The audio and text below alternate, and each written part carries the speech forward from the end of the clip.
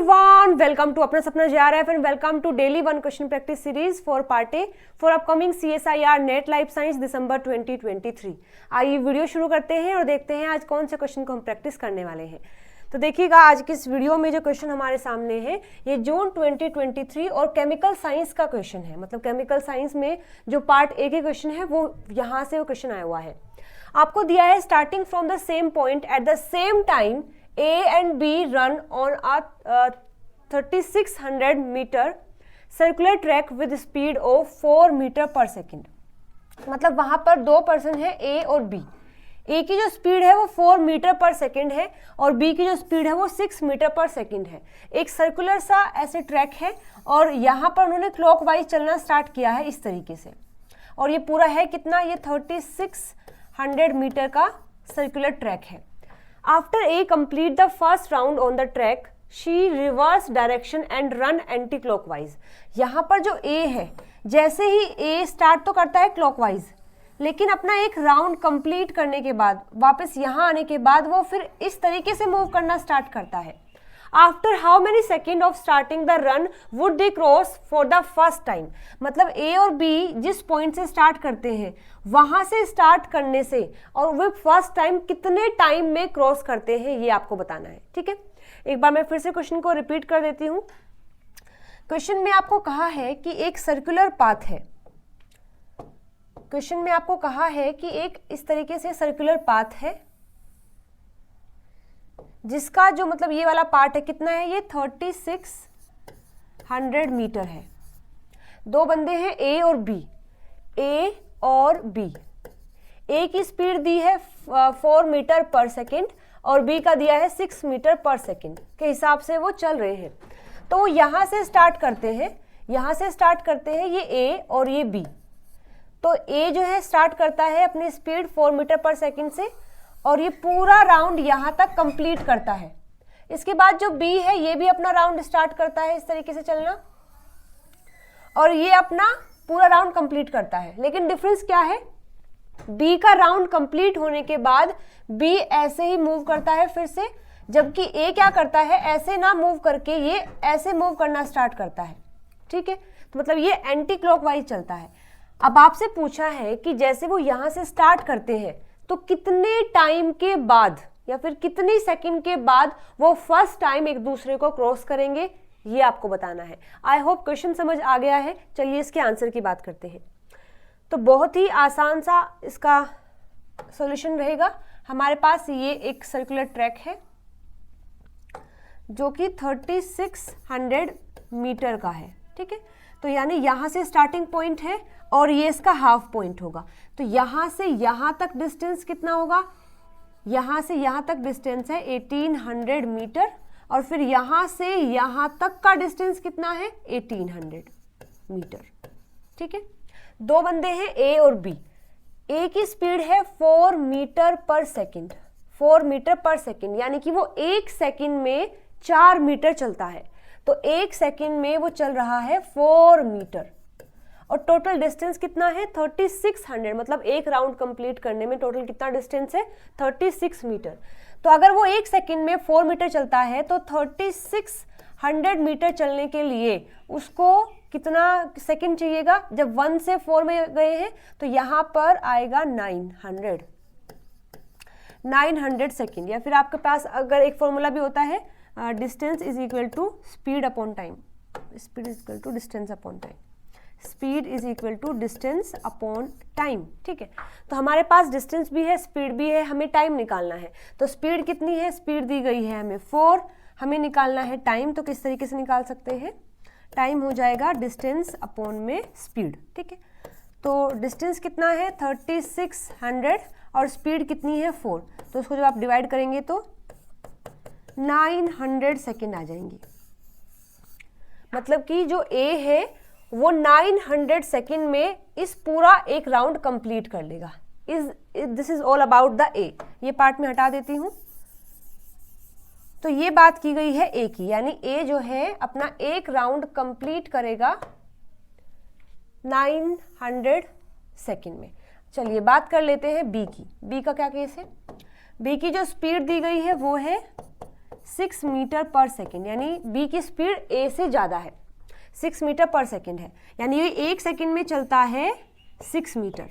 चलना कितना है इसको, 3600 मीटर चलना है, तो उसको टाइम लगेगा 600 सेकेंड।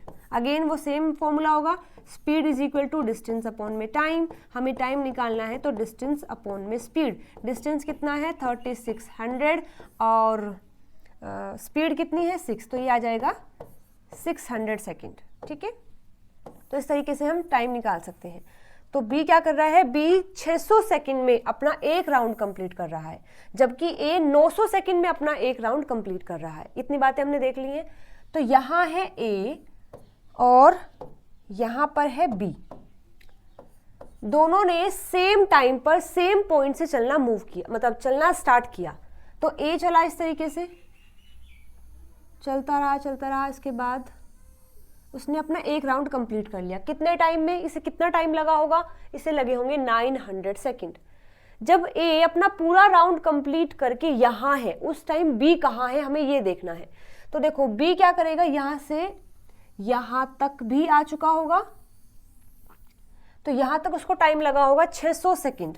लेकिन फिलहाल टाइम कितना है 900 सेकेंड, क्योंकि हम देख रहे हैं ए के बिहाफ पर कि ए ने अपना एक राउंड कंप्लीट किया है, तो ए ने 900 सेकेंड ली है, मतलब 900 सेकेंड हो चुकी है। यहाँ से जब स्टार्ट की है उसके बाद 900 सेकेंड हो चुकी है। तो ए अगेन यहाँ आ गया है और बी कहाँ है, बी अपना एक राउंड कंप्लीट भी कर चुका है और उसके बाद भी 300 सेकेंड वो और चल चुका है, क्योंकि 900 है कंप्लीट, 600 में इसने अपना पूरा राउंड कंप्लीट कर लिया है, इसके पास 300 सेकेंड और है, तो मतलब 300 सेकेंड इसके पास और है। तो अब हमें देखना है कि इन 300 सेकेंड में जब बी यहाँ आ गया है तो वो कितना डिस्टेंस कवर कर चुका होगा इन 300 सेकेंड में। तो देखिएगा ये क्या करता है, 1 सेकेंड में चलता है 6 मीटर, हम बात कर रहे हैं बी की।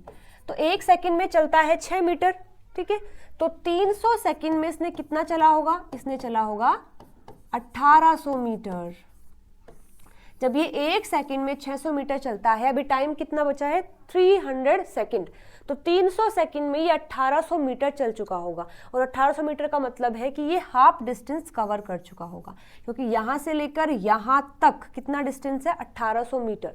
यानी कि जब तक ए ने अपना एक राउंड कंप्लीट किया तब तक बी एक राउंड कंप्लीट करके दूसरा भी हाफ कर चुका है। जब तक ए ने अपना एक राउंड कंप्लीट किया तब तक बी अपना एक राउंड कंप्लीट भी कर चुका है और यहाँ आ गया है। मतलब फिलहाल बी तो है यहाँ और ए है यहाँ। अब की बात करते हैं, अब बी तो लगातार ऐसे मूव करता रहेगा, लेकिन ए कैसे मूव करेगा, अब ए रिवर्स में चलेगा, मतलब ए ऐसे मूव कर रहा है। तो यहाँ पर अभी तक तो कोई क्रॉस नहीं किया दोनों ने। क्रॉस कहाँ होगा, क्रॉस होगा इस 1800 मीटर के पाथ में। यहाँ तक जो पाथवे है इसी में वो कहीं ना कहीं क्रॉस करेंगे। तो अब इस 1800 मीटर डिस्टेंस को कवर करने में कितना टाइम लगेगा वो भी हमें देखना है। तो जब दो की डिस्टेंस, मतलब दो का स्पीड हम देख रहे हैं, तो उसको बोलते हैं रिलेटिव स्पीड। मतलब अगर हम दो की स्पीड को कंपेयर कर रहे हैं कि ये किस स्पीड से चलेगा, ये किस स्पीड से, तो उसको बोलते हैं रिलेटिव स्पीड। और अगर दोनों अपोजिट डायरेक्शन में है तो दोनों की स्पीड को ऐड कर दिया जाता है, अगर सेम डायरेक्शन में मूव कर रहे हैं तो माइनस कर दिया जाता है। तो देखो अपोजिट डायरेक्शन है, बी की इधर है और ए की इधर है। ए की स्पीड कितनी है 4, बी की कितनी है 6, तो 6 + 4 यानी 10 मीटर पर सेकेंड। तो रिलेटिव स्पीड कितनी आई है 10 मीटर पर सेकेंड, यानी कि 1 सेकेंड में कितना 10 मीटर, 1 सेकेंड में 10 मीटर, और हमें कितना कवर करना है 1800। तो यानी कि 1800 मीटर कितने टाइम में कवर होगा 180 सेकेंड में। 180 सेकेंड में अगेन आप फॉर्मूला यूज कर सकते हैं, speed is equal to distance upon में टाइम। तो आप टाइम निकाल सकते हैं कि 180 सेकेंड में 1800 मीटर जो है वो कवर हो जाएगा। तो यहाँ पर ये और यहाँ पर ये कहीं यहाँ पर आकर क्रॉस करेंगे तो कितना टाइम लगेगा 180 सेकेंड। तो उसमें पूछा क्या है, देखो क्वेश्चन में हमसे पूछा है after how many second of starting the run would they cross from the first time. मतलब जब से वो स्टार्ट करते हैं तभी से टाइम हमें काउंट करना है। तो देखिए ये तो हो गया था 900 सेकेंड, ये पूरा काम करने में 900 सेकेंड, और फिर यहाँ ये वाला डिस्टेंस कवर करने में 180 सेकेंड। तो टोटल कितना हो गया 900, तो ये स्टार्टिंग वाली जिसमें इन्होंने अपना पूरा एक राउंड कंप्लीट किया है, और 180 फिर बाद वाली, तो कितना हो गया 0, 8, 9 और 1 10। मतलब 1080 सेकेंड लगेंगी, 1080 सेकेंड लगेंगी जब वो फर्स्ट टाइम एक दूसरे को क्रॉस कर रहे होंगे। ठीक है, तो आई होप ये क्वेश्चन समझ आ गया होगा। इसका आंसर हो जाएगा द थर्ड ऑप्शन, इसका आंसर होगा द थर्ड ऑप्शन। ठीक है, तो ये क्वेश्चन काफ़ी आसान होते हैं, बस बात ये है कि आप ऐसे क्वेश्चन को बार बार प्रैक्टिस करें, अलग अलग तरीके से प्रैक्टिस करें, मतलब अलग अलग नंबर लेकर, या फिर जिसमें हमने 4 मीटर दिया है तो कोई और स्पीड ले ले, कोई और डिस्टेंस ले ले। ये क्वेश्चन बहुत ही आसान है, बस आपको प्रैक्टिस करनी पड़ेगी इन क्वेश्चंस की बार बार बार बार।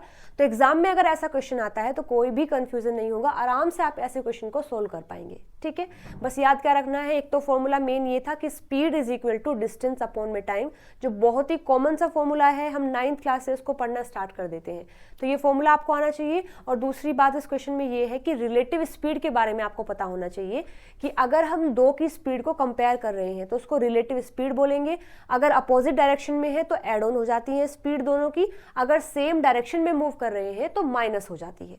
ये दोनों बातें आपको याद रखनी है, फिर ऐसे क्वेश्चंस को आप आराम से सोल्व कर सकते हैं। चलिए, आई होप ये क्वेश्चन समझ आ गया होगा। अभी भी अगर नहीं आया है, कोई डाउट है तो आप कमेंट करके मुझसे पूछ सकते हैं। चलिए, मिलते हैं अगली वीडियो में नए क्वेश्चन के साथ में। Till then bye bye, take care.